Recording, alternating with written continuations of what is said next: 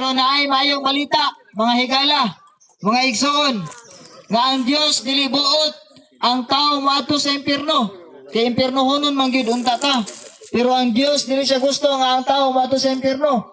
Muna ingon sa Romans chapter 5 verse number 8, but God commended His love toward us, in that while we were yet sinners, Christ died for us. Mga higala, mga igsoon, ang Dios nagpadayag sa iyang gugma nganhi kanato nga samtang kita makasasala pa, si Kristo niani sa kalibutan aron pagluwas sa atong mga sala. Mga higala, ang kamatuoran sa kinabuhi sa tao, impierno unta ang atong kalag. Pero naay maayong balita, si Kristo Jesus niani diri sa kalibutan, nagpakamatay, nagpalansang sa cross, giula niya yang bililon nga dugo, kay maulan tong paagi aron ang tao mapasaylo sa iyang sala. Muna karon nga buntag kung naminaw kani nga mensahe, Sir, unsaon man ako nga ang akong kalag moadto sa langit? Sayon ra kaayo ang paagi para ang tao moadto sa langit. Ingon sa Bible, si Kristo iyan ang gibayaran ang atong sala. Ingon sa Romans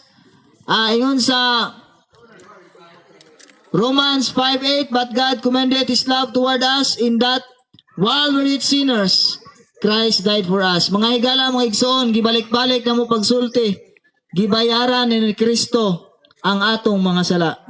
Ingon sa John chapter 3 verse 16, for God so loved the world that He gave His only begotten Son, that whosoever believeth in Him should not perish, but have everlasting life. Mga higala, mga igsoon, gihigugma ta sa Dios bisag makasasala ta.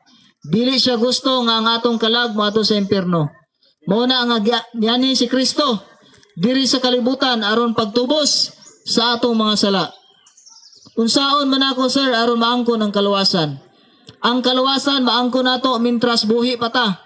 Kay kung ang kaluwasan, kung patay na ta, dili na nato maangkon ang kaluwasan. No, mintras buhi pa ta, pwede gyud nato maangkon ang kaluwasan. Muna ingon sa Juan 14:6, si Jesus miingon, ako mao ang dalan, ang kamatuoran, ug ang kinabuhi. Walay laing dalan paingon samahan, gawas pinaagi kanako. Mga higala, mga igsoon, si Kristo lamang ang dalan paingon sa langit. Wala na ilain. O siguro makaingon kasi mo galingon nga, sir, magbinuutan lang ko kay aron nga ang akong kalag moatog langit. Sir, magampo lang ko aron ang akong kalag moatog langit. Sir, manghatag lang ko sa mga pobre aron nga ang akong kalag moadto sa langit.